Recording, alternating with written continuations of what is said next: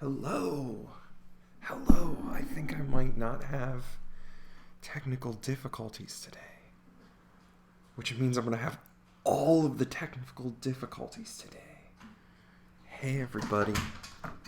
If you hear some random sounds behind me, Jules has found what appears to be a pebble that he is chasing around the house. So, you can hear his hunt. Come on, flip the other way. Come on, sweet thing. There we go. Morning, trash pandas. So yeah. Anyway, yeah, so let's get started. Trash Panda Gang. Where's the, Bidoof Pride? Or Charizard? Or Ditto? Come on, guys. Jules, I have a stool right here that he might pop up. He will probably, at some point during my lecture, start grabbing my shoulder. But right now, he's very busy hunting a pebble. Did you get it, buddy? He also doesn't swish his tail like a normal cat. He shakes it like a rattlesnake. All right. Let's get to it. Is my phone updating? Where is Charlie? Badoof! Badoof has always been better, man. I mean, I don't want to play favorites, but Charlie will make an appearance, certainly. Charlie is cuddled up on the couch. Until I do this class from the couch, Charlie is going to be a scarce quantity. He does not like leaving the couch. Charizard. Alright, good stuff. I like to have my chat up so I can see if you guys have questions, even though there is a delay. My 341 students don't like the delay. I don't like the delay. I wish this was more live, but I really like that you guys can rewind, so people come in late can back it up. And it hasn't gone down yet. It's gotten jaggedy, but that's probably my internet. So Blackboard Collaborate, I've heard a lot of horror stories of welp, I guess class is over, because even though we're only halfway through. Oh gosh. What about Ditto? Well, really, if you think about it, Ryan, getting hyped for all the other Pokemon is really getting hyped for Ditto, because maybe we were actually getting excited for Dittos. It was a Ditto in disguise.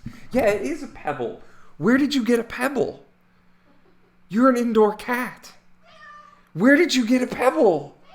Yeah, I don't know. You have to explain it to me later. All right. So the project's due Monday. Yay! Whoa, there he is. Oh, all right. So this is the perch I've set up so that Jules can help me teach. There he is. He's gonna sit there and be judgy and probably attack my shoulder. So good stuff. Anyway, I know this has been a very scattered morning, cause we have to keep it fun. Collaborate sucks. Okay. Search recursion on Google. Oh, jeez. Okay. Before we get into recursion, I know you guys are all champing at the bit for recursion.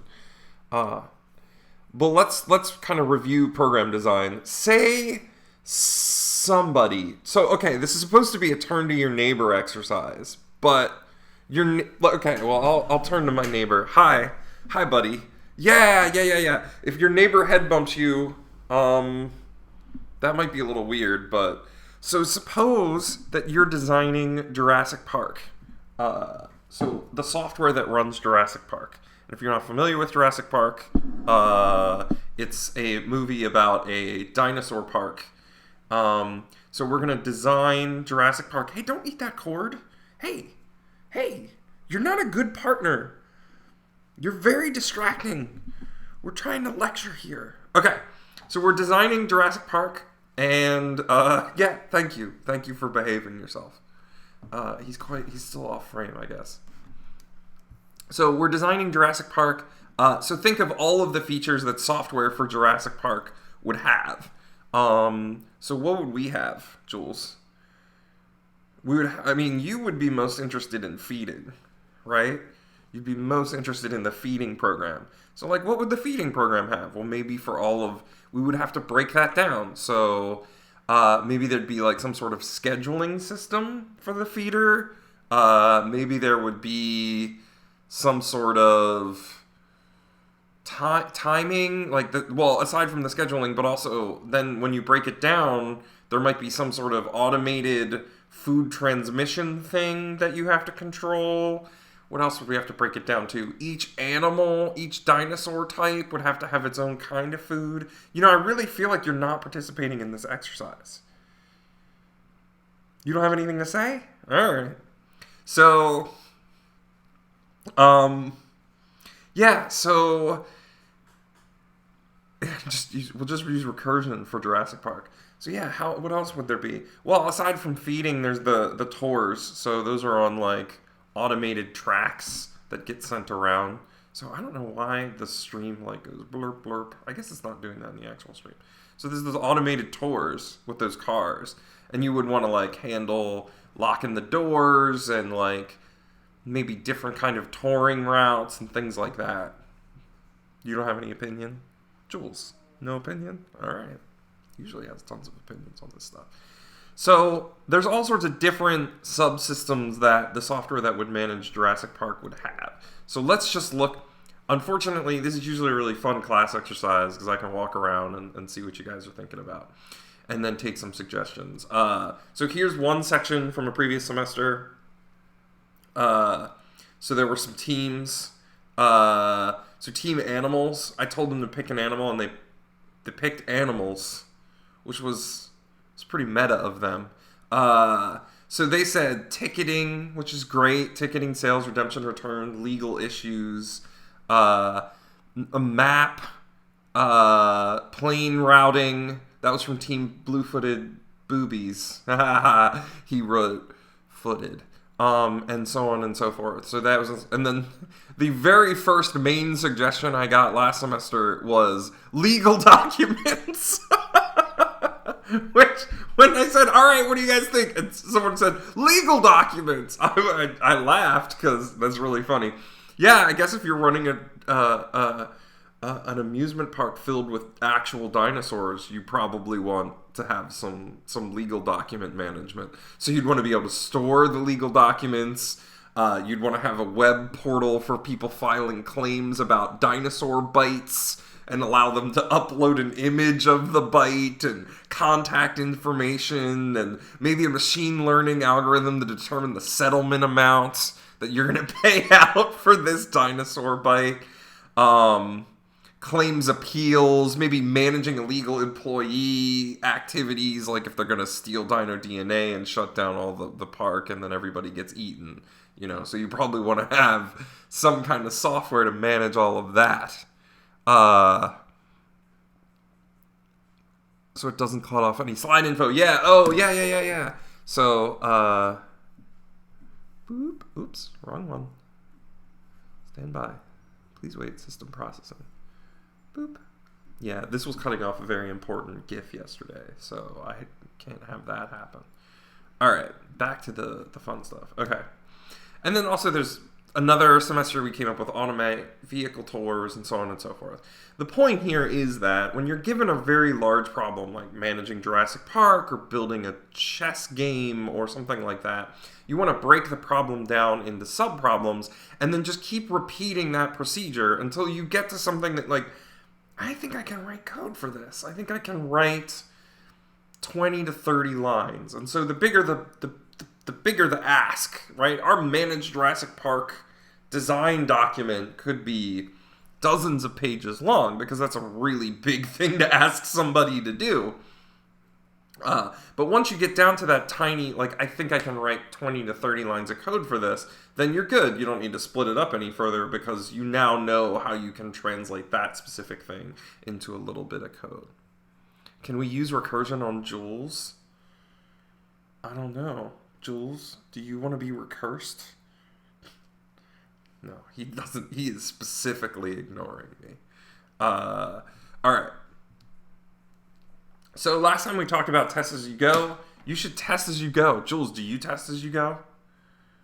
No, he doesn't test as he goes. He's kind of like a ill-behaved in that manner. Don't be like Jules. Test as you go. Jules used to be a senior software developer, but he didn't test as he goes, and now he's just not.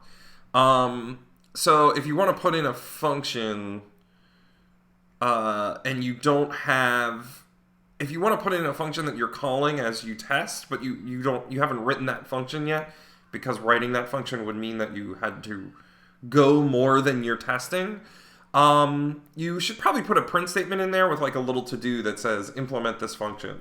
Last time I did say you could use pass, but it's not really a great idea to use pass for two reasons. One, if you leave pass in your code, you'll lose points because that's against our coding standards. And two, pass just does nothing, whereas if you print to do implement this function, it will serve when you're running your tests. You'll have a big list of things that you need to do, and it'll help you remember that you need to go and implement those other functions. I had a bug in a data structures project when I was a student. It took me hours and hours and hours to find. And I was like, why isn't this working? And it was because I was like, wait a minute, does this function not work? And the problem was that I went into the function and I wasn't doing anything in the function. There was nothing in the function. I hadn't written the function. So yeah, it didn't work. So putting those little breadcrumbs in there, those little reminders to actually implement stuff, will help you, because you might forget for really, really simple functions to actually go implement them, because maybe they're only 2 or 3 lines of code. And so you should put those reminders in there to save you some of the heartache that I had. Oh no, there's accusations in chat about not testing as we're going. I gotta restart an entire function. Why do I need to test if I have infinite variables? I don't know. We'll see how this develops. So, Jules, you want to blow up my computer? Do you want to blow it up? What? You're not even looking out a window. You're looking at the closed door. You're weird. All right. So, you know how we call functions, and the control of the program passes from where we called it to the function that we're calling? What if we just called a function from itself? What happens? Jules is a Chad. I can't really disagree with that. All right. See you later, buddy. You gonna go back to your Pebble? Oh no, he's going to the window. Here he goes. He can't jump up there? He has difficulty jumping because when he was a kitten, he had like little kitty osteoporosis, and we had to remove part of his legs. So his back legs are like an inch shorter than they should be, and it makes him hard. He has bad hips. When it's rainy, he kind of gets a little hobble going. Anyway, but yeah, he's a good kid. All right, so let's try it. Let's blow up my computer, right? Let's do it. We're gonna switch to Python. Boo. This is not the right project. How about this? Okay, yeah. Recursion. Live coding. Let's just make a function. Function. Blow up.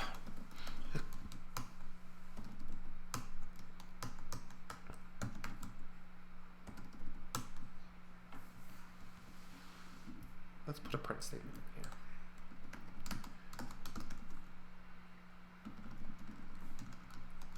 What happened? Oh, I need to embiggen. What's gonna happen when I run this, guys? What's gonna happen?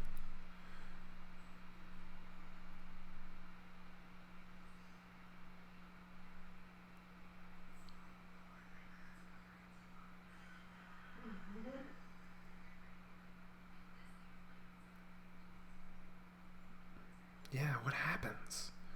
So let's run it.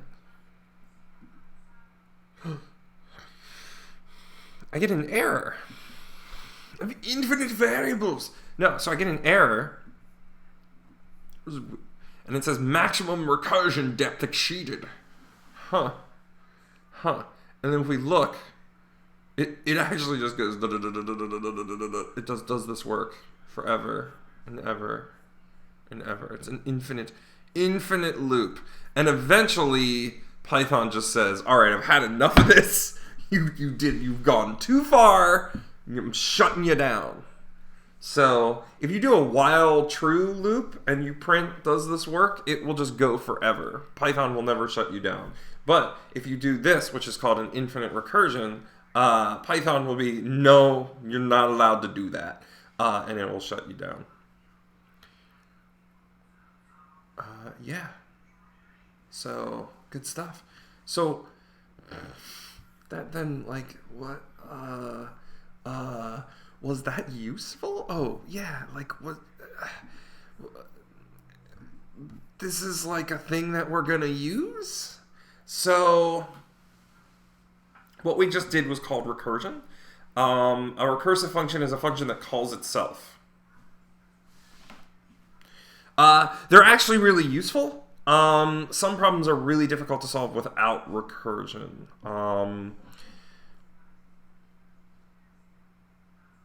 But in order to use it effectively, we have to start defining things differently and think about the way that we've been taught to define things in the past.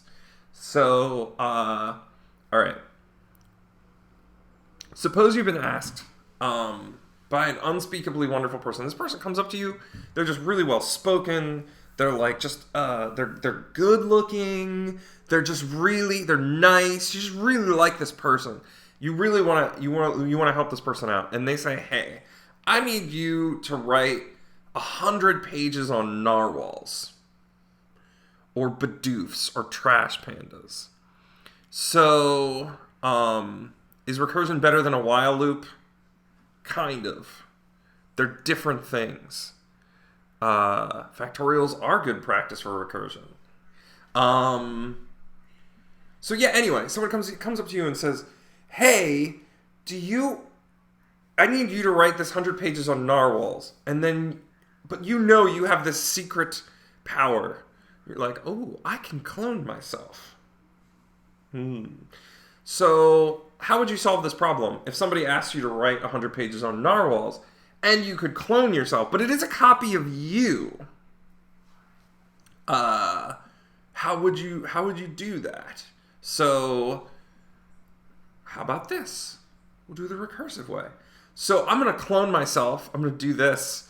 I'm gonna summon a copy of me, and we'll get into, like, is it a shadow one or whatever. So we're gonna write 99 pages of. I'm gonna ask my clone to write 99 pages of my book, and then I'll write the last page. Right? Like, so that means that they're going to write the first 99 pages, and I'll write maybe the introduction or the end of the 99 pages, and then I'll have my 100 pages to give to this, like, just really wonderful person who asked me for a book about narwhals, and that seems great.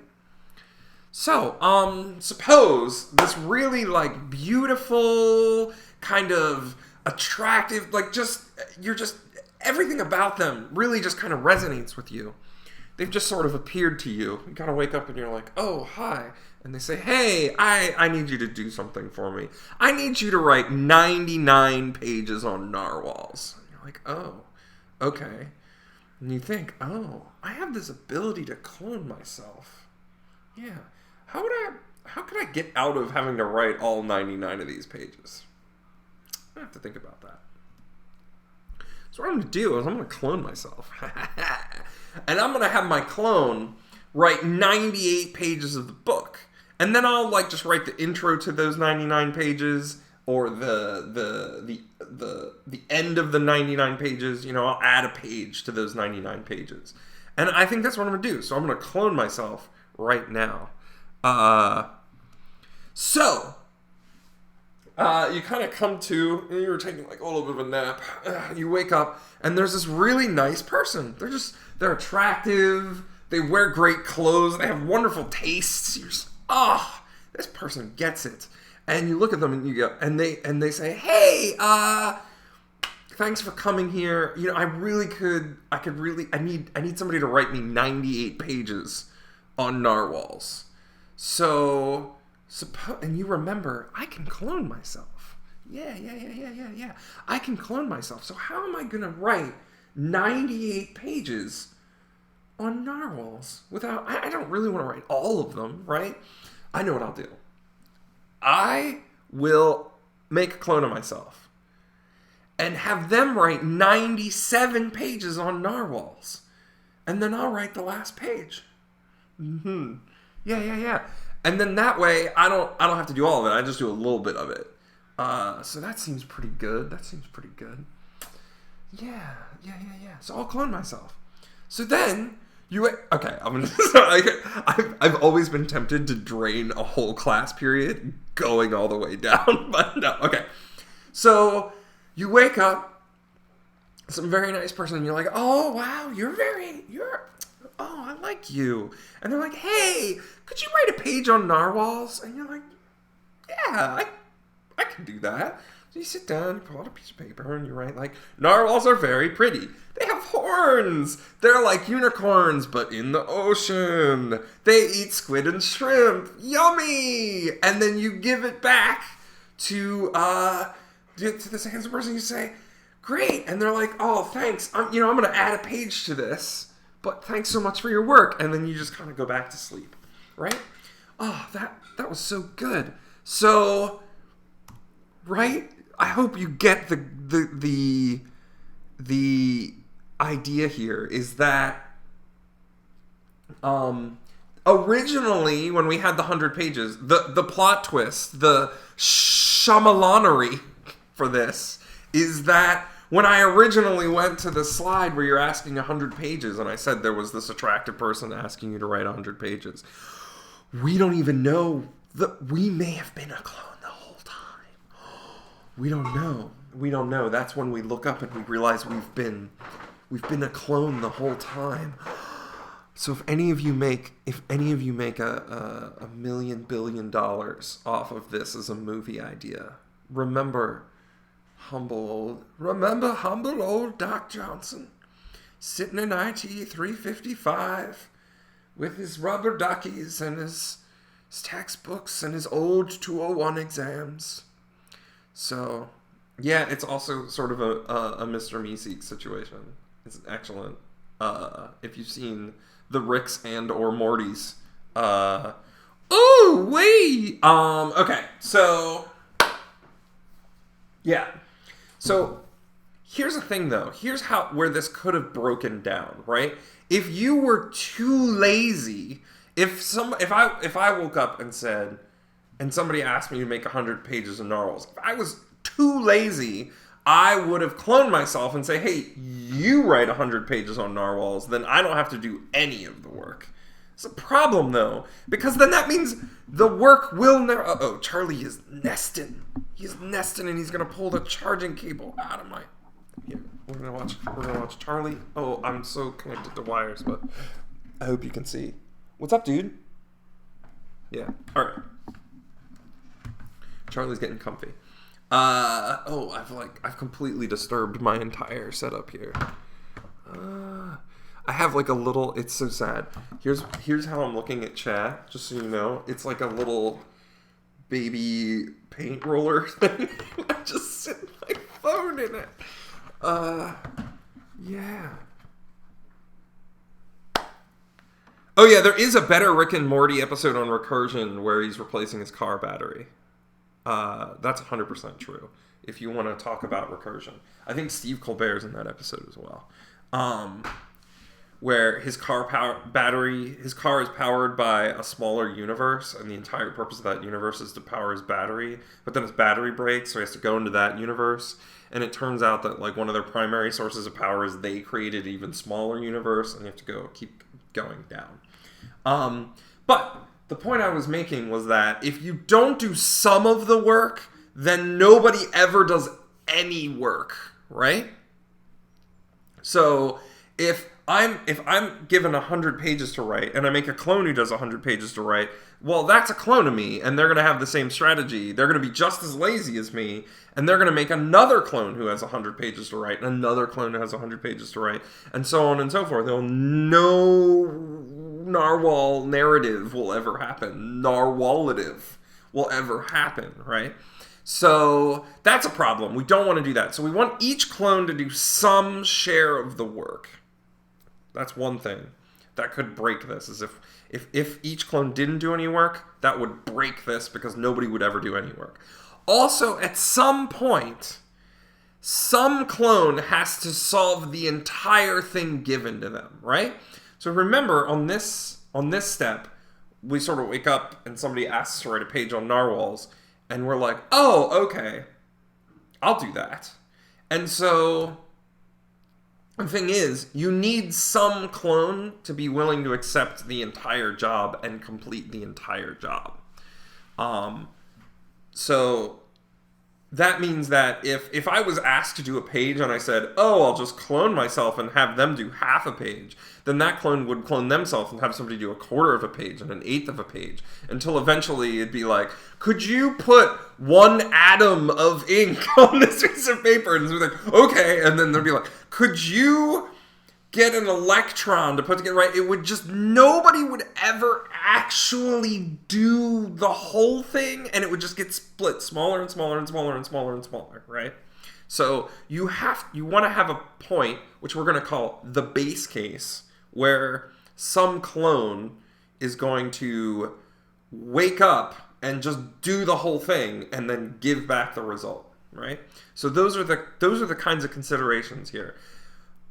I'm going to spend this class and a fairly meaty portion of the next class to just throw a bunch of examples and metaphors for recursion at you, because recursion is a very difficult topic and technique. And so we expose it to you initially in 201, so you get some practice with it. You'll review it in 202, and then you'll finally get it in 341, because we give you such difficult recursions in 341 that most students I talk to say that they didn't really genuinely understand recursion until they got through Project 3, specifically of 341, which 341 is doing right now. So if you see a 341 student, I would say give them a hug, but give them a virtual hug.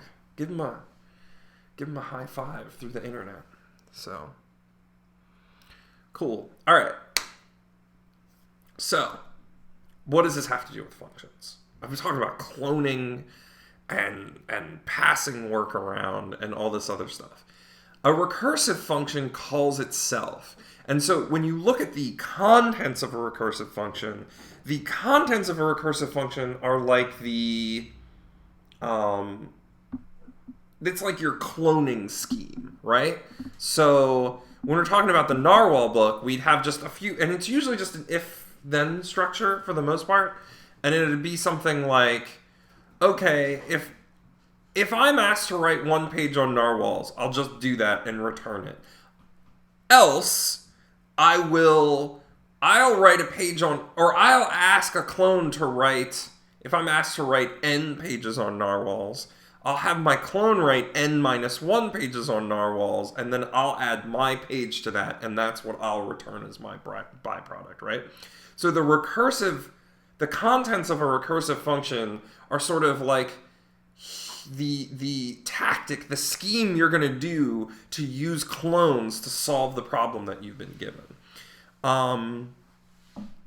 So when the cloning, your cloning magics, your kage bunchins, whatever you want to talk about, their cloning magics is the call to yourself. So if I'm in the function, like I wrote the function blow up, when I call blow up inside of blow up, that is it cloning itself, right? And so the key to writing a good recursive function is to figure out how to ask that clone, what is and that's called the recursive call, how how do you ask your clone to do a little bit smaller of the problem? And then how do you combine your work with that? And then also you have to come up with what size of a problem or what version of the problem is really easy to solve that you can just immediately return the answer to. Like when, and to go back to the analogy is, when is there a few enough pages that you should just write the page yourself, right? Where does the problem become small enough that one clone will be willing to solve the whole thing? We call that the base case. Okay.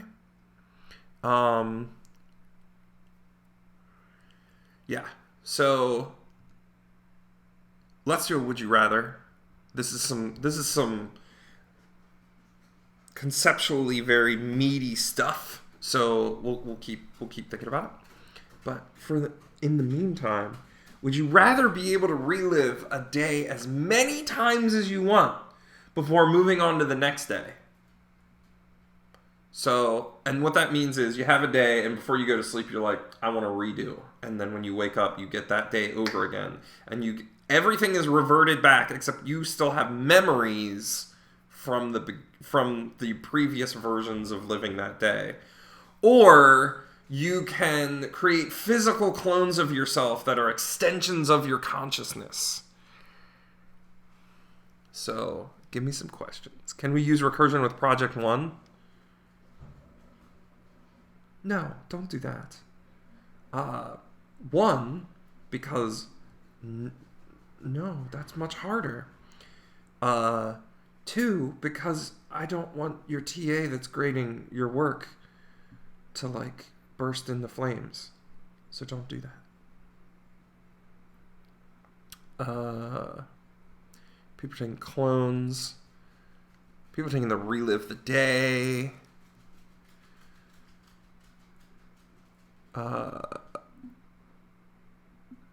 Do you age the extra days? No. You everything reverts back. But you have to live that day again. It is basically the movie Groundhog Day. But you get to, at will, pick which days you Groundhog Day on. It's pretty strong. These usually I get a lot of questions. Do the clones work like Naruto's where you remember all of your experiences when they come back to you? No, they do not work like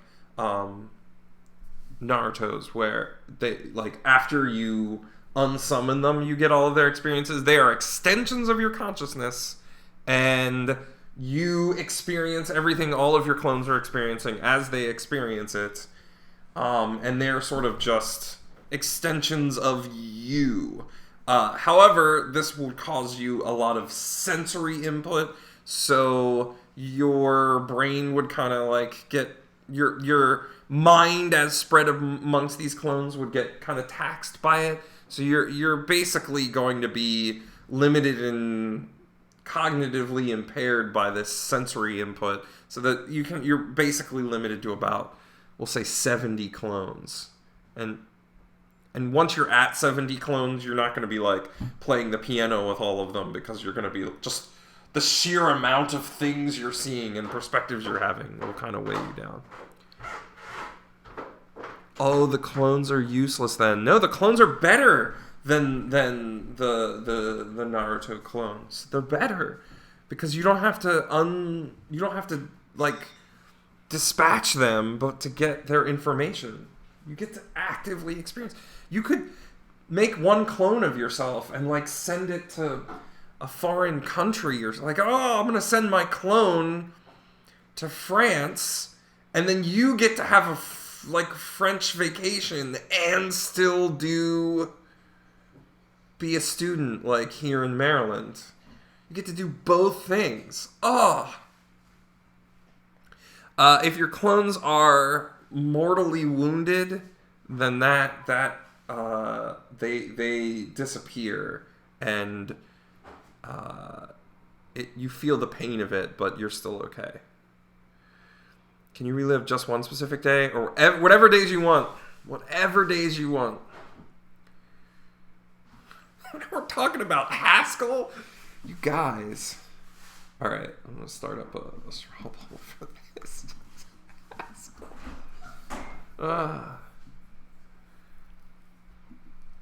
Oh, I also should plug. I'm teaching, for any of you who are honor students in the class, next semester, there's an honors seminar, Honors 300. I'm not listed as the professor on it. It's staff. But I'm teaching a paper folding design class.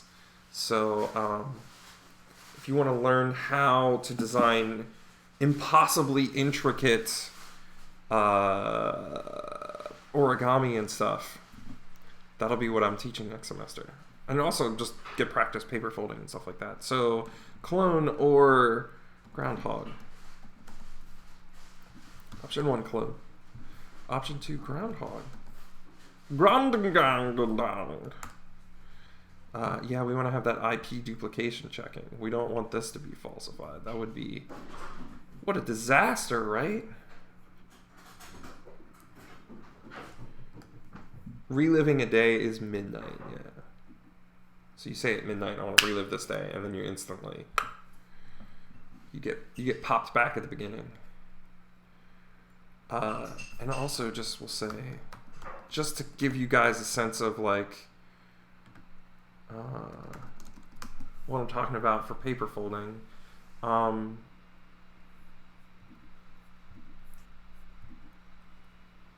Open. I guess open image in new tab.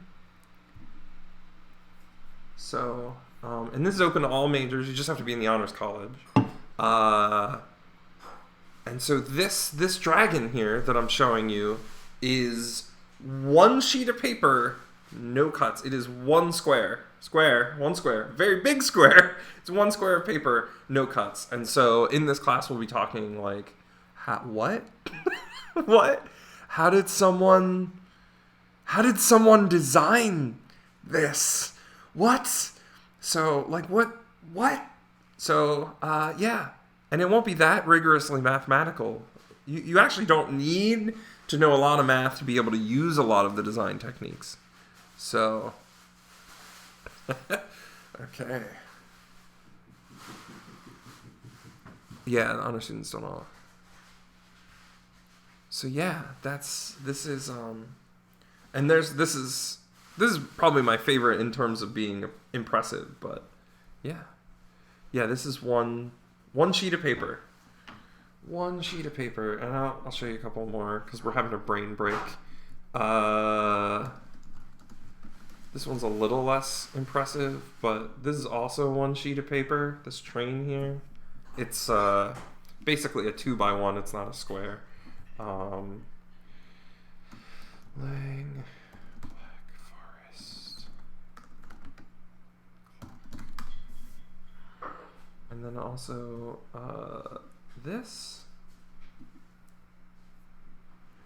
No.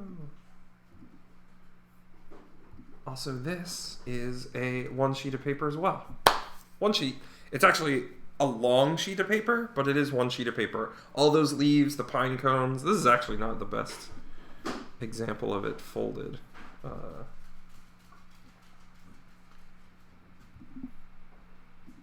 So yeah, it's amazing. So how do these design processes work and stuff like that? So I know I'm taking a little bit of class time to plug my honor seminar, but I figure there's probably a bunch of you in this class, and yeah, so check it out.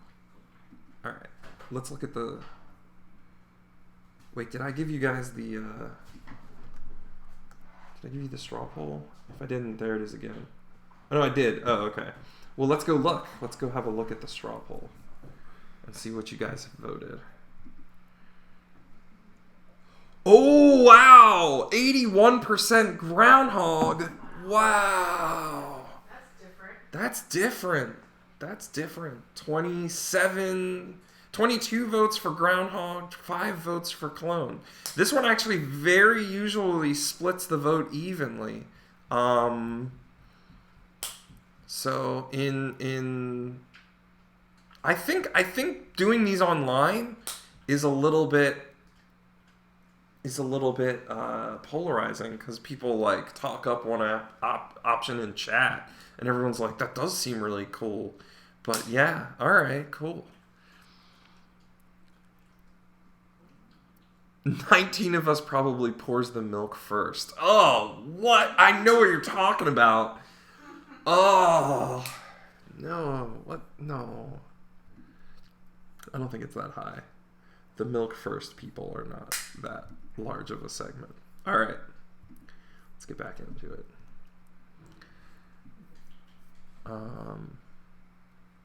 Clone gang hype. Clones are trashed here. Wow.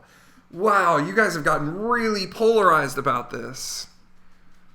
Why would you get a clone? You could get a lot done, though.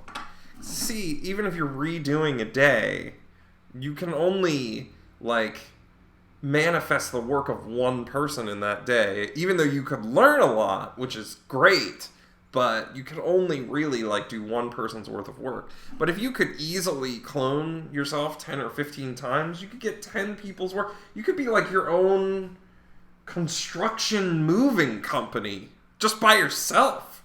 Like, oh, yeah, we'll move you, and, you know, you clone yourself 20 times, move one piece of furniture, and you're done. And because all of you just do it, and then you're done. That's so good. I feel like I have to, like, play up this clone thing a little bit. Look, and reliving the day is awesome, but cloning is not trashed here. I have to disagree with you on that. Not trashed here at all. Also, I promised Agatha some Charlie time, and he is not asleep or ultra snug. He was just over there. I know he was. Oh, yeah, that's right. I gave him a treat and let him eat it in his bed. But now he wants my sandwich.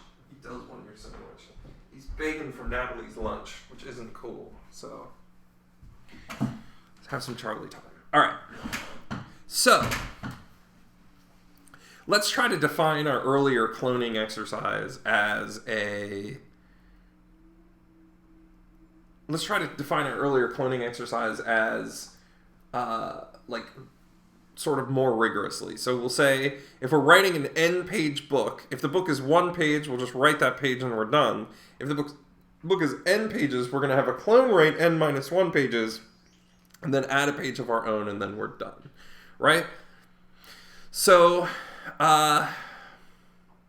this is normally an in-class exercise where I let you guys act as the clones, which is kind of fun, and we sort of figure out how many students are in class by, oh, Charlie can sit on the stool. Look at that. Oh, except he's not. He's just gonna... So basically how this would work is, I would ask somebody sitting in the front row, and usually Emma is sitting all the way on the right, so I'd probably say to Emma, hey, how many students are in the class?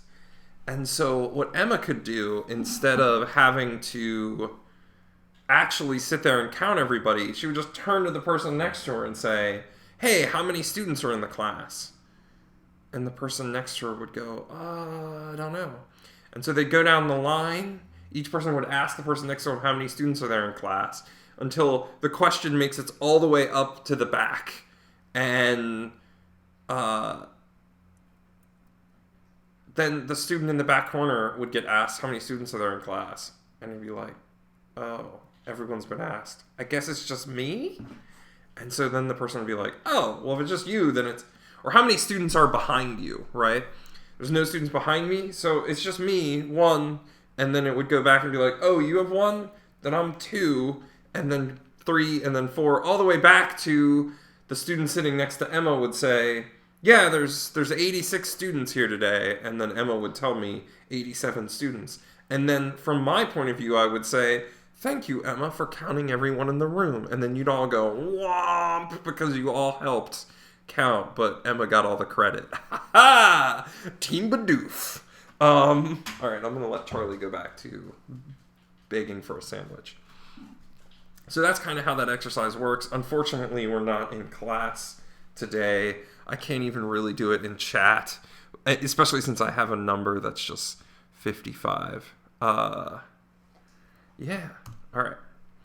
So how would we print a list? So if I have a list of items and someone has asked me to print it, how would I do that if I was cloning?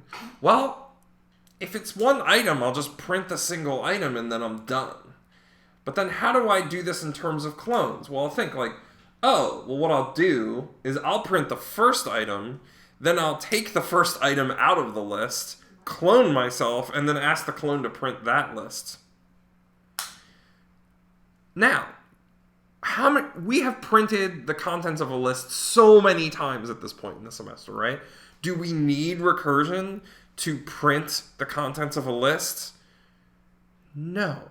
No, we do not. However, we are now illustrating like how we can do sort of simple iterations, but do them as a recursion, right? So as you're learning recursion, we're going to be giving you problems, and you're going to be like, this is just a more annoying way of writing a while loop. You would be correct. However, there are problems later on when you get deeper into the computer science classes that it's actually easier to express the solution as a recursive function than it is by doing it through iteration. I'm pretty sure you can still use iteration and a stack for everything, but it's not that... It's usually just simpler to use recursion later on. Right now, it's just a severe pain in the neck. You're like, why are we doing this? But it's just to get you comfortable with a sticky problem. So let's talk about... Well, first, let's implement this. Let's implement this printing a list situation.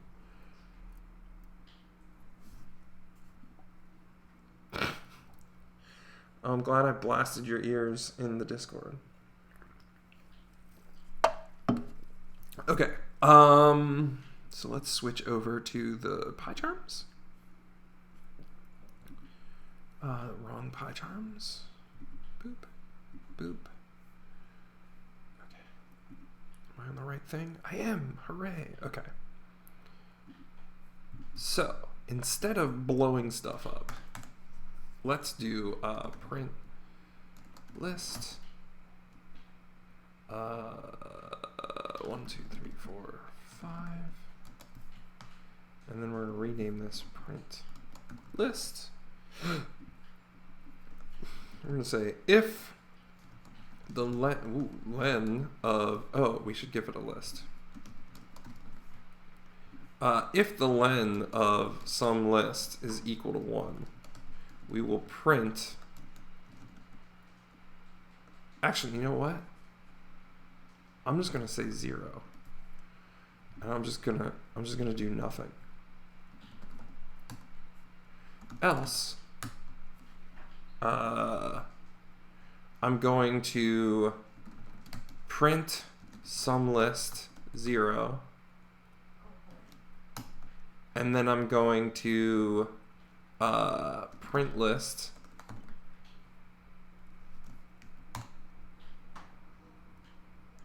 and so basically I'm going to print every item after the first item. How do I do that? How do I get rid of the first item?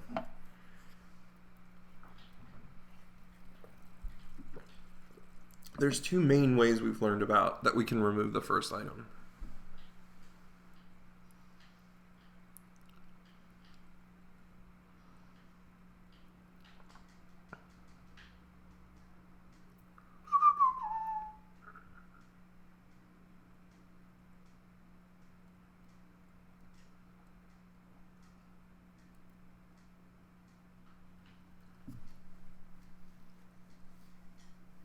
The guys are still arguing the would you rather. Focus! Can argue the would you rather later. Do it in the general of the Discord. It'd create a rousing discussion. But for now, how do I get rid of the first element of a list? Well, I could do .remove some list 0. That's one way of doing it. But you can also use splicing to do that. Okay, and so let's run it. Boop. 1, 2, 3, 4, 5. Nice. The other option too is we could do this, and then we could print some list 0, and then like that. Okay. So it's printing out the whole list on one line. So now what I'm going to do is I'm going to debug, and you can see how the cloning happens. Okay. Okay. Nice. All right. So we're going to go in here. So if the length of the list is 1. So right now, some list has 5 items in it. So the length is not 1. So I go in here. I print the first element. So I print 1. And then I'm going to clone myself, right? This is your jutsu. Get jutsued. So this is your copying yourself, because I'm in the function print list. So I'm going to make a copy of myself, and I'm going to give them 1 less item of the list. This is almost exactly the narwhal problem, right? So I've printed the first element of the list, and now I'm going to give everything but this first element of the list to my clone. Okay. So now I'm gonna go step into. So now I'm the clone, right? I've woken up and someone says print the list 2, 3, 4, 5, and I go, okay, well that's a lot of items. That's more than 1 item. I don't want to print the whole thing myself. So you know what? I'll print the first one, and then I'll clone myself and ask them to print 3, 4, 5. All right. So we hit boop, and now we've come up here, and now we wake up and someone has asked us print 3, 4, 5. Like, okay. All right. So we don't want to print all those things, so we say, all right, well, you know what? I'm going to print the first item, and then I'm going to clone myself and ask them to print 4 and 5. And so here we get to really the laziest clone, if you think about it. It's just like 2 whole items. Gross! So instead, so what that clone will do is says, I don't want to do that. That's more than 1. I'm going to print just the first item and then have my clone print 5. And so finally you wake up and someone's like, can you print the list of items that includes only the number 5? And you're like, yeah, I can do that. So you print it. And then now we're done. Also, what I want you to notice down here is this is what's called the call stack, or the stack. And so the oldest call to this is at the bottom. And this is, if you use a debugger, this is available to you.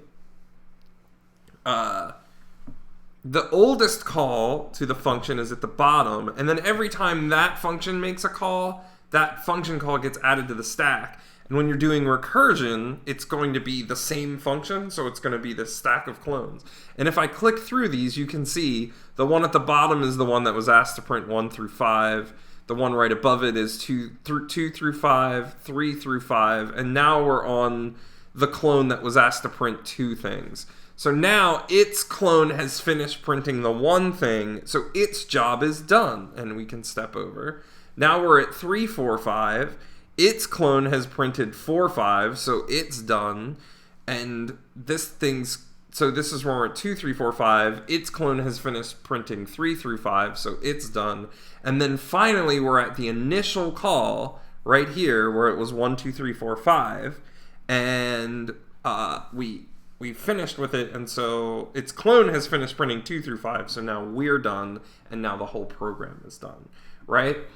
One of the elements of writing recursion well and getting good at recursion is you have to trust your clone to do the correct job, and you have to remember what it is that your clone is doing. It's doing the same thing you're doing, right? But you have to trust it to do its job.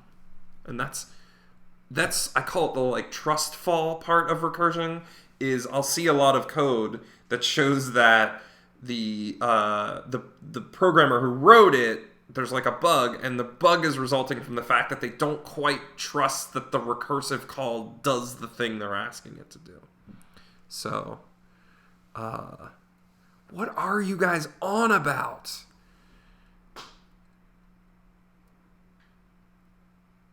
Are you guys still talking about the would you rather focus? Guys. Or take it to Discord or something.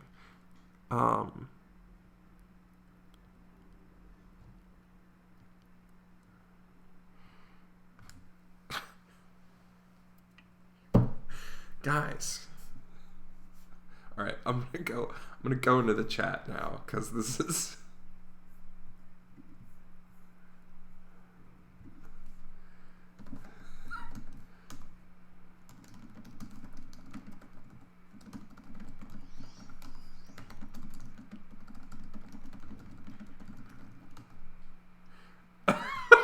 I'm really glad that you like the Would You Rather, but it's going to be hard for me to answer questions if they're getting buried in, like, what you would use your clones for.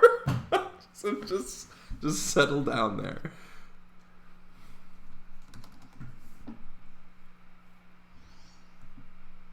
Oh, that's a heart with an E in it. I don't even know what that means. It's a new thing. Okay. Thank you. Okay, back to Chrome. Okay, cool. So that's how we would do printing a list recursively, right? Using our cloning powers. So mathematical yelling! So factorial of an integer is the product of that integer and all of the integers between it and 1. For example, 7 factorial is equal to 7 times 6 times 5 times 4 times 3 times 2 times 1. 1 factorial is 1. Actually, 0 factorial is also 1. Is there a way to define this recursively? What's the base case and what's the recursive call? Okay. Oh, am I on the slides? I am on the slides. Okay, cool. Nice. That means 1 less than 2.7 times 3.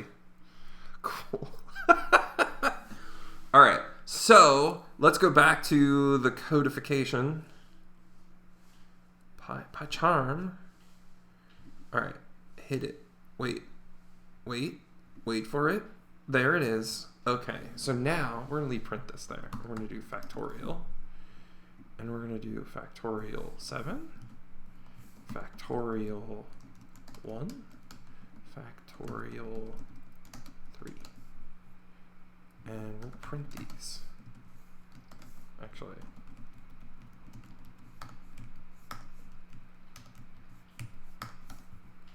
Okay. So, I'm going to write this function. We'll call the number, just number. And then we'll have, so we need a base case, i.e., what is the easy version of this problem to solve?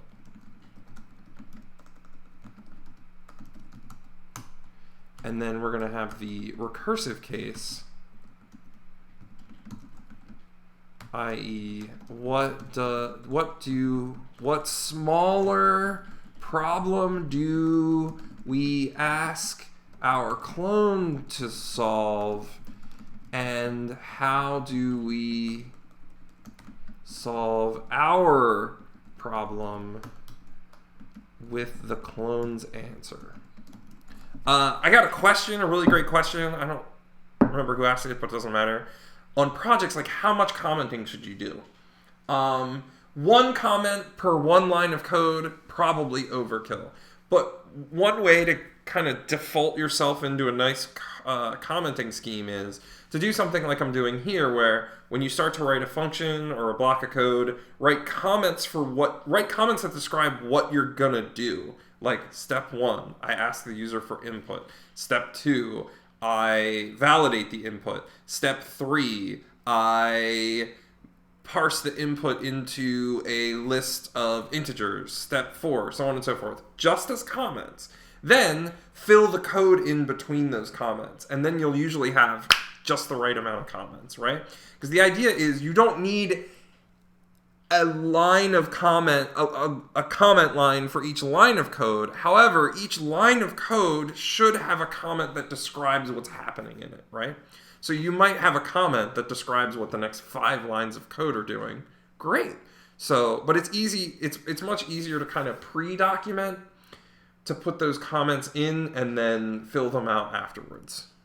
I wish I could say that people were good about them for the rest of their lives, but you must do them for this class because we're trying to build good habits. Well-documented code is the way to go. Oh, it was Shell. Okay. Can a single comment be too long? No. No. In fact, I can show you some like real actual real Python written for real projects, and I'll show you like there's a lot of times more comments than code.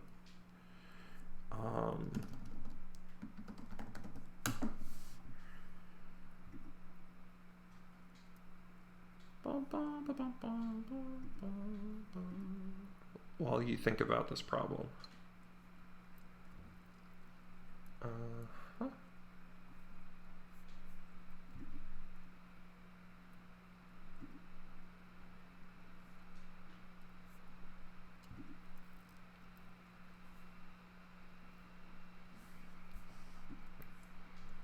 All right, I'm seriously just randomly grabbing the first file in Django that I navigated to.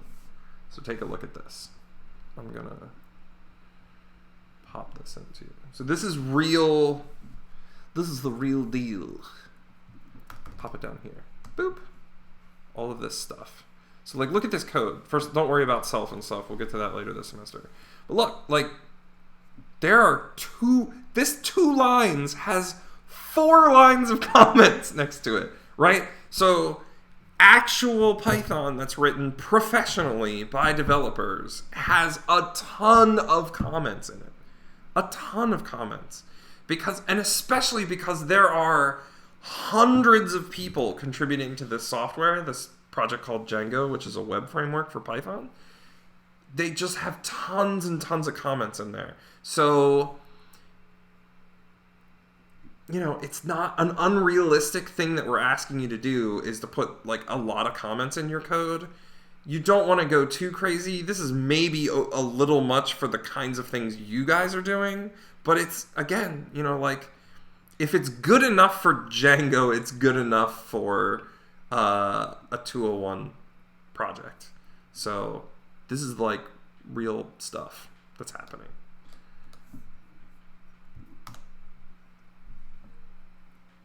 Yeah.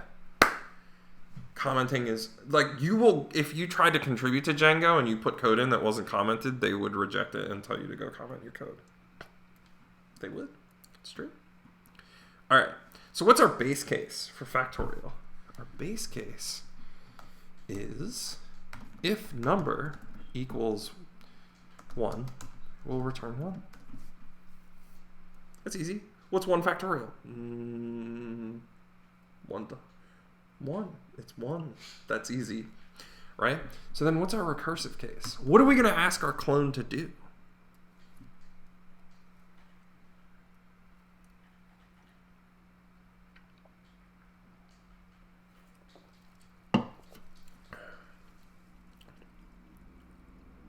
But don't also, like, when you're commenting your code, don't, like, put a comment in for the sake of putting a comment in. You know? Like, don't put a comment in to just be like, here's where what I wouldn't want to be is like, checks if number is equal to 1. If so, return 1. Right? Like, you could do something like base case 1 factorial is 1. And that would be a comment for the subsequent 2 lines. All right, so Shell's just given the full answer. So what do we ask our clone to do? So I could put this in an else statement, but the thing is, if I'm pointing to my screen, if this if statement runs, it'll return. So I don't need to put an else statement in. So what I can do here, what do I ask my clone to do? Well, if I ask my clone to just do number, right? If I just return exactly what my clone does, this is the problem where if I cloned myself and had them write 100 pages on narwhals, nobody would ever write any pages on narwhals. There'd just be a lot of clones of me sitting around doing nothing, which would probably, if I had the cloning power, be like, oh, I'm going to do all this great stuff, and then we'd all just sit around and, I don't know, like watch movies or something. I spelled problem wrong. problem. That's just a different language. No, I did spell problem wrong. Thank you for pointing that out. I would have been so embarrassed. So we can't do that. So we'll have them do a smaller version of the problem. So we'll have them compute the factorial of the number 1 less than me. So now you have to remember that we have to do our part of the work. So what is our part of the work? I'll let you think about that for a second.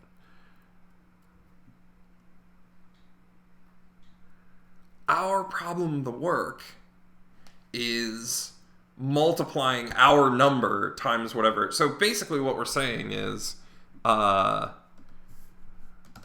we want to return number times number factorial.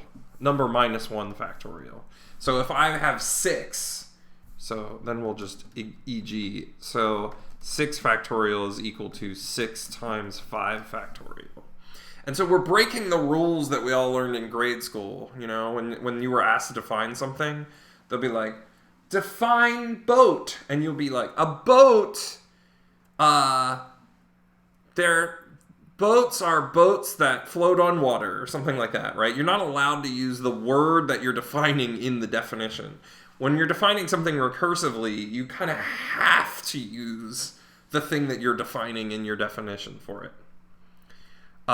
So if I just do this, what will happen? If I don't do times number minus or times number, what will happen? What will print out here? So this is kind of give you a clue of how bugs, like if you don't do it right, what happens?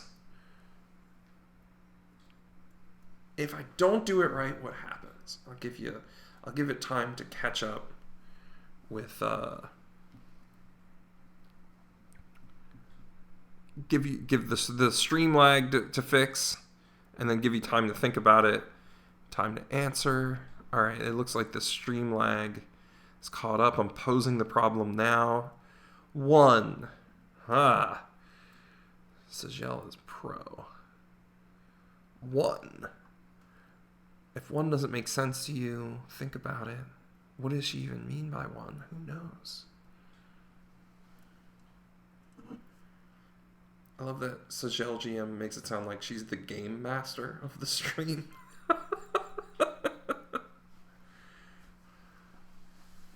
Like, here's the honed blade of infinite variables, or Lord Nino's honed blade of infinite variables. Shout out.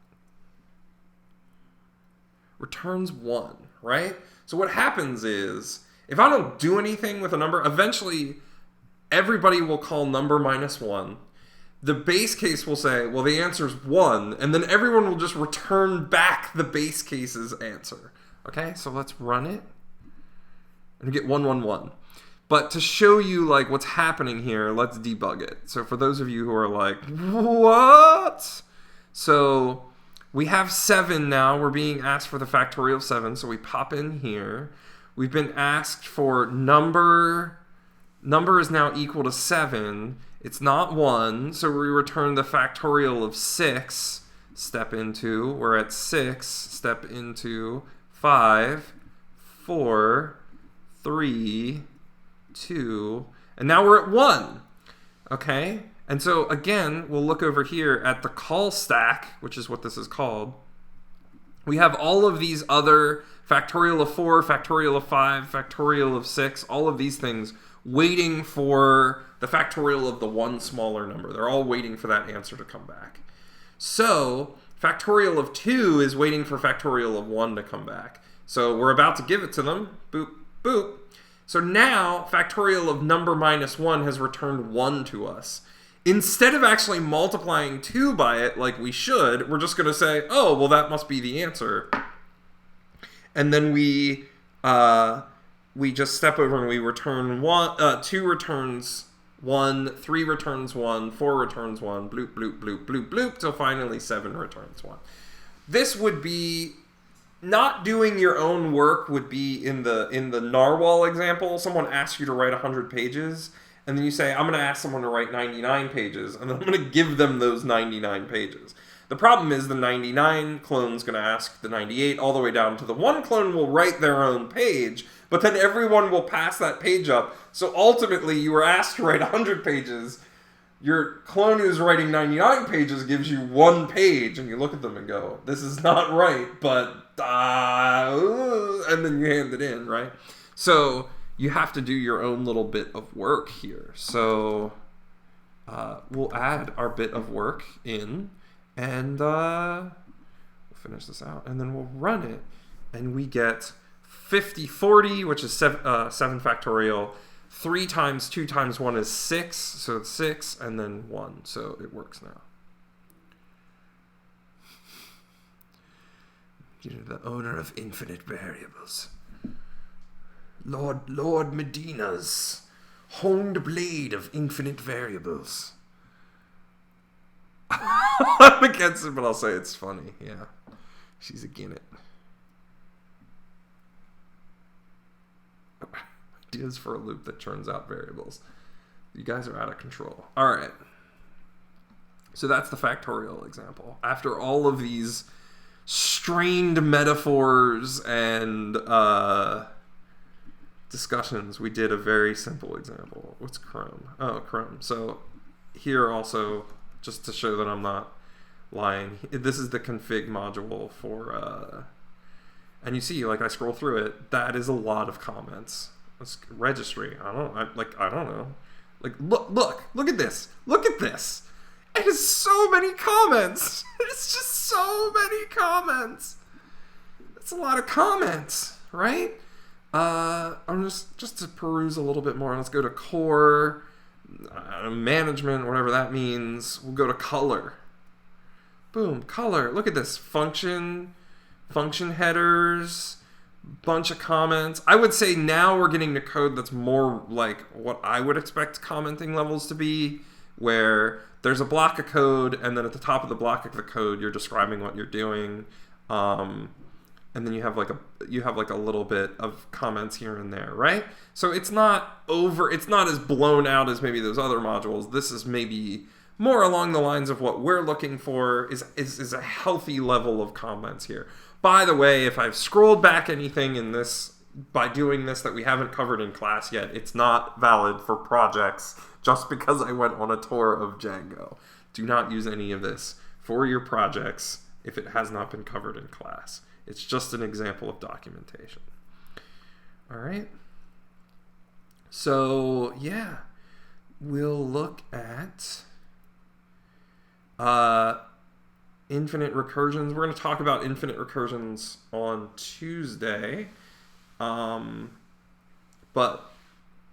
for now, recursion goes infinite when you don't make the subproblem smaller. So if it's everybody gets asked to do 100 problems or write 100 pages, you'll recurse infinitely. Also, if you don't ever hit your base case, so you have to actually, every possible recursive call that you can make has to be able to get to a base case.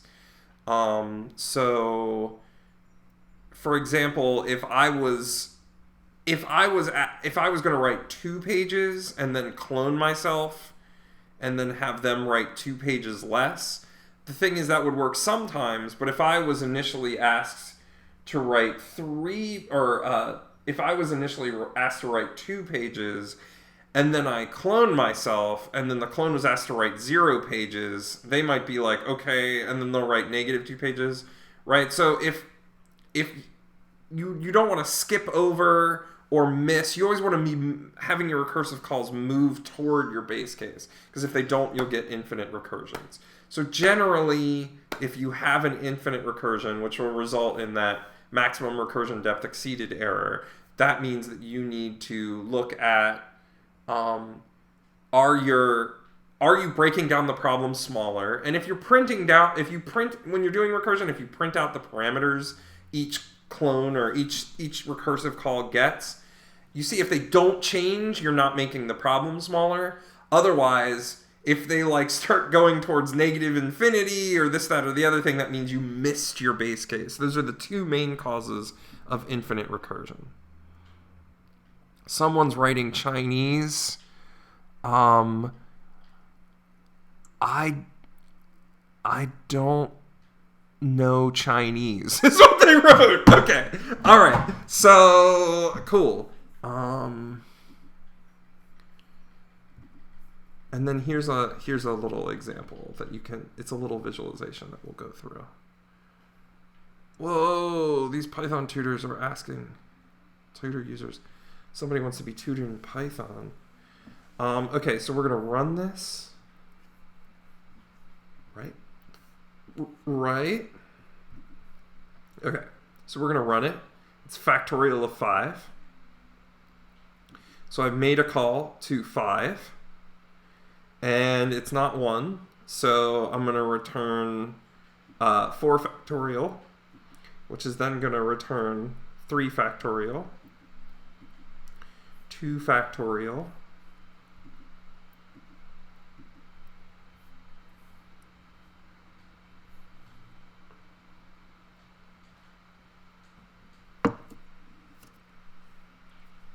Ryan knows I'm doing Duolingo for Chinese, so I don't. I think it's Wobu Renshi Zhangwen, right? Ryan will tell me. So then,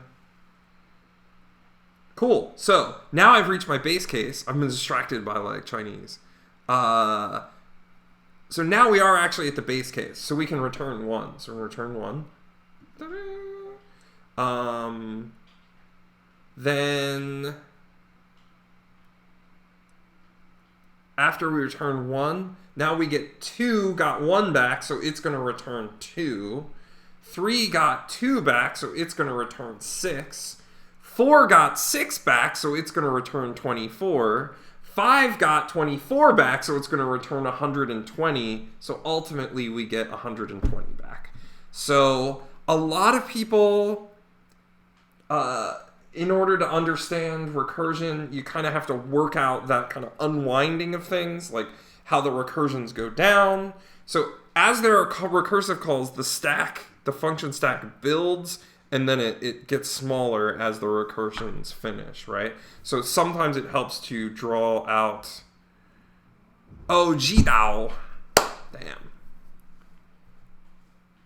I missed it. Renshi, that's for knowing people, I think. Right? Renshi. Singapore be like. Okay. Yeah. Anyway. Thanks for coming, guys. We're going to do a little more Minecraft touring. But you are free to move about the country. If you have to go to... Well, you're not. Actually, stay home. Stay home. Don't have parties. Don't go out. Stay home. Let's get this thing under wraps so that we can have fun over the summer.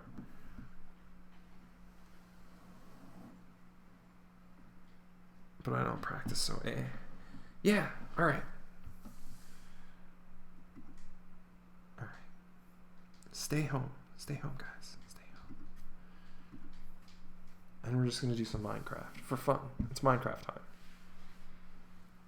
It's Minecraft time. I still haven't gotten Professor Hamilton to stream on Twitch with me, but I will twist his arm, and we'll do it by the end of the semester. The trick is finding a video game that he won't like just curse up a storm playing with me. That's the problem.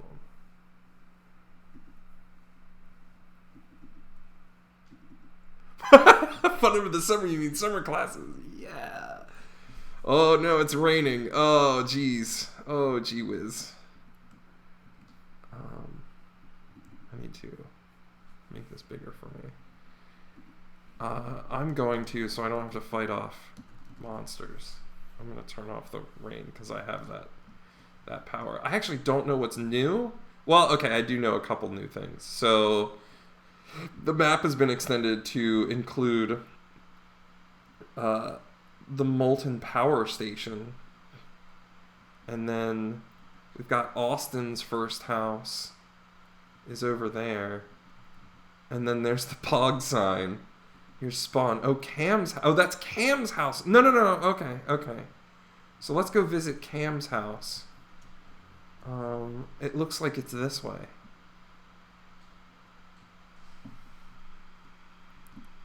See, I don't know what that. I don't know what Jihong is saying now.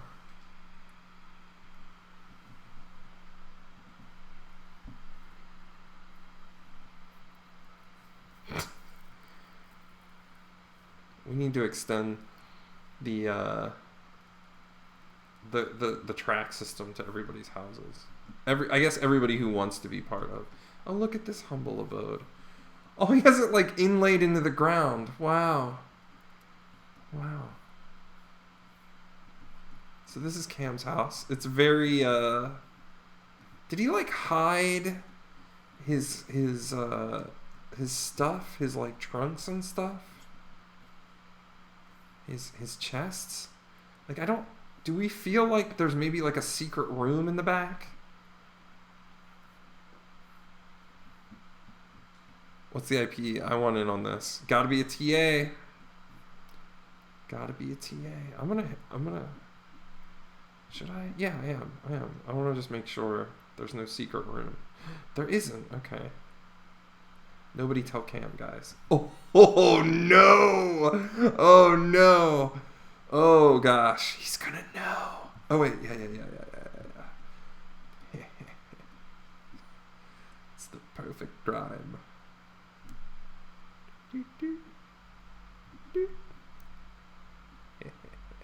Unless he watches this video or is watching this video.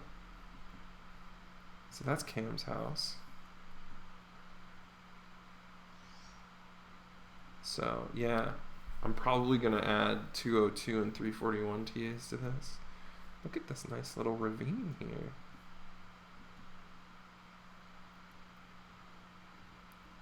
I could be running. But yeah, go to it. Don't hang around if you have another class to go to.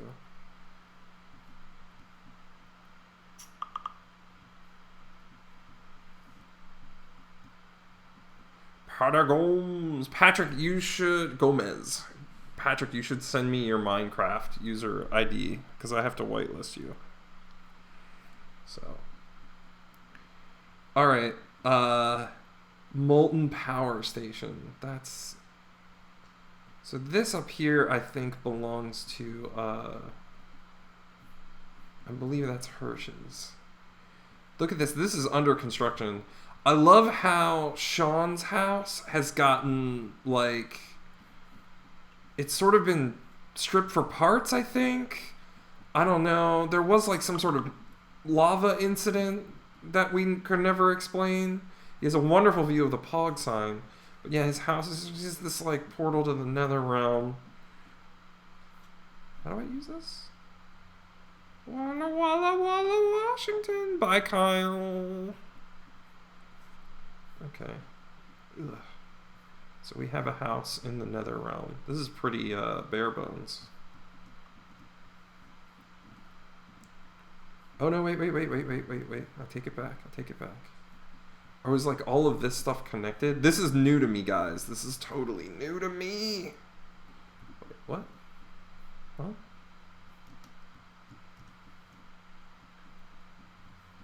No! No!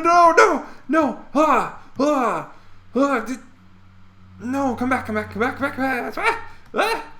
is hard to do with the trackpad. Did it go backwards? No, it went forwards. Where'd it go? Oh no! Wait, where'd it go? Is it bouncing off of me? There we go. Yes. You know, it's cool. It's fine. No problem. Oh, now I'm being sent back down. Okay. All right. Here we go. Okay. All right. Let me get out. Boop. Do one of these. Get rid of this steak. I do have some hunger. So let's, I probably should feed my actual self instead of Eating in Minecraft? I'm like, am I hungry in Minecraft? Meanwhile, my actual stomach is jerk. Hey, jerk. Could you actually put food into your actual stomach? Why am I being hurt? Oh, no, I'm being healed. Okay, cool. No, no, no, it's again! Okay. No, no, no, no, no! I am struggle bearing so hard with this. Oh gosh, there's a monster. I don't know if I'm prepared for this level of content. I'm still but like a humble hot dog man. And I'm also just no. I forgot it doesn't go back to first person immediately. Okay, yeah, no. We're gonna have to look at that later. I need.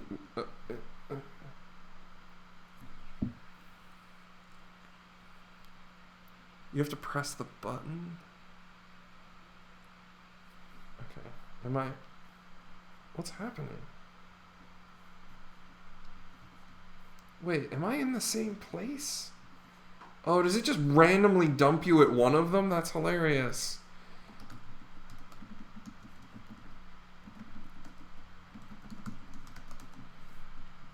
This is a 202 TA joining now. It's raining again! Why is it raining again? Come on.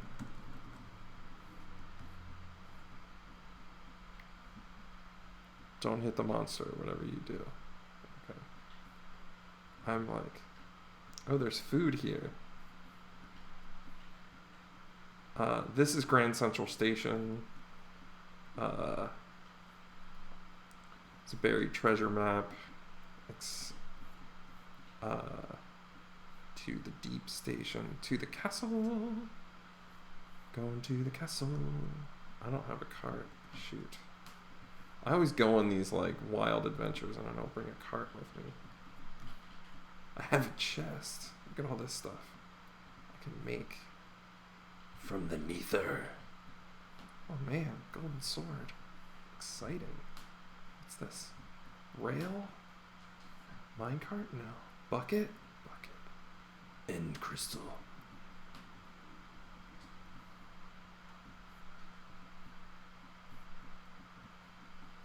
Mining, yeah.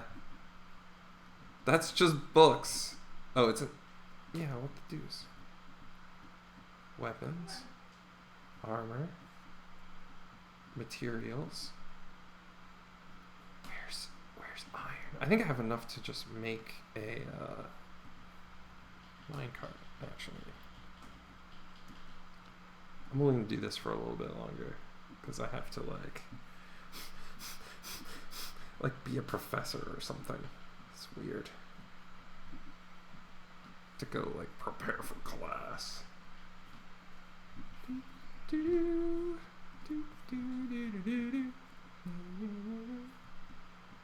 Alright. I haven't been outside of the station. Let's go see. Wait, no, I have. It's over here.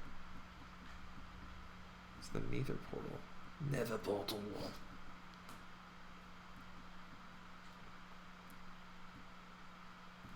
Oh yeah. We've been out here. Look at all the boats. That is a lot of cows. I feel like this is ethically dubious. The concentration of cows happening here. Hey guys, look at them all over there. Those are your free brothers. You don't even give them windows or something. Jeez. This is nice. Look at the map on the dark doors. I'm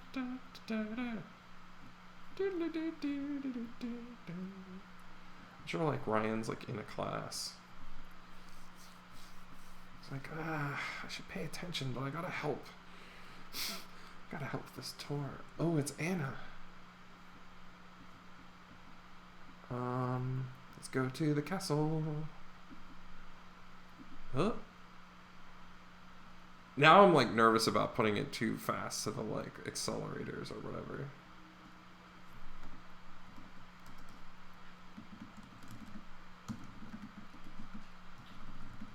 Oh no!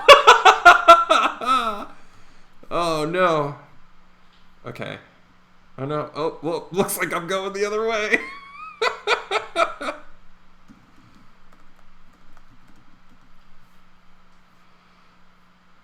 Okay. Let's be, see, now, looks like, Ryan, you're gonna have to make this a two-way, highway.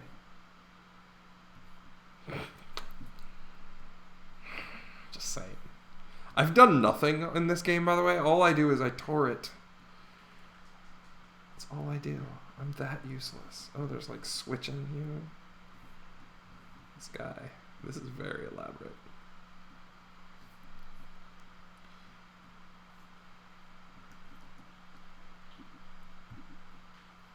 Here we go. Is she still in there? I don't have a zoom. Is there a zoom? I don't think there's a zoom. How do the cows not starve to death? I think that's more Ryan magic.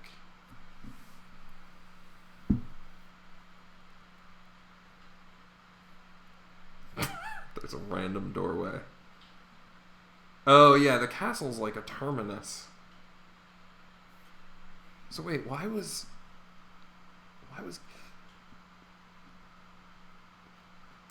Kate at the castle? Or maybe she's just been exploring.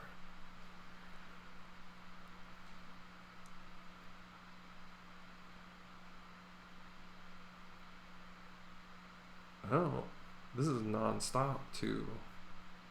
Oh, this is... So wait, I don't have a spawn? Dude, I think I could get to there from... Well, we haven't been to Deep Station 1 yet, so that's exciting. Come on. Come on. I can't... Sometimes it doesn't want to go.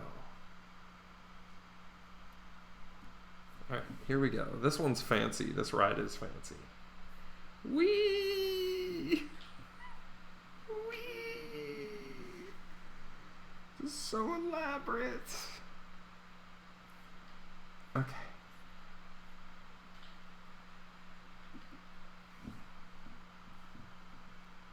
So how do I go up these hills? Traveling aimlessly. I'm a rambling man. I don't know how to go up the hill in the minecart. Look how it like sophisticated this is. So madness. Next class we should have an origami session. I can show you some of the stuff I folded. Here. A lot of it's in my office now though.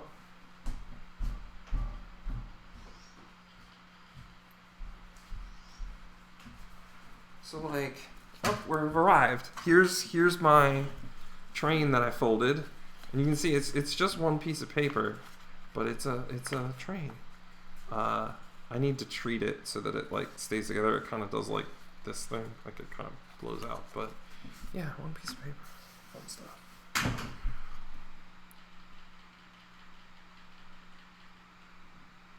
There's buttons to the side of the. Oh, look at that. Okay.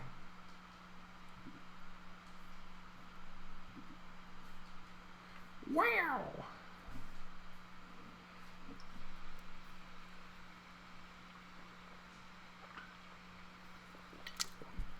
Ryan, you are quite the engineer. I know I'm going back to the castle.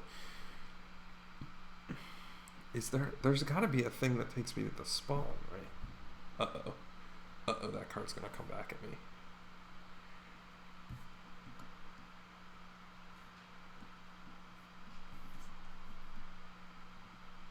Oh, okay. So...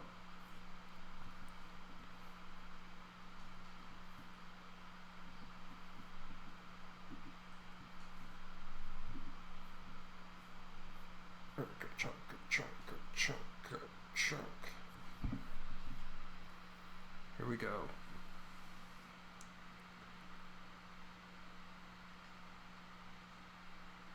No ice highways? There's so much that's been added to this game since I played it like 4 or 5 years ago. Back in my day, all there was stone blocks. Just stone blocks. No, I'm kidding. It was never quite that simple, I don't think.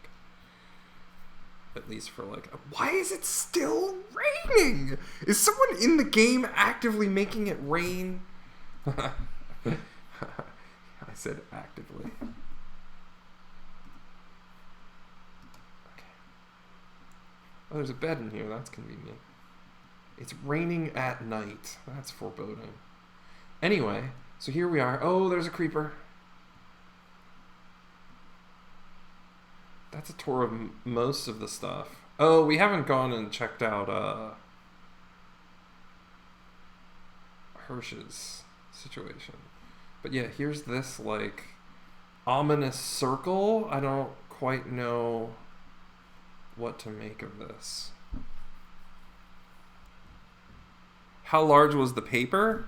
Not that large. So it's about this big if I pull it apart. So it's not that big. I have to put it back together. Uh-oh.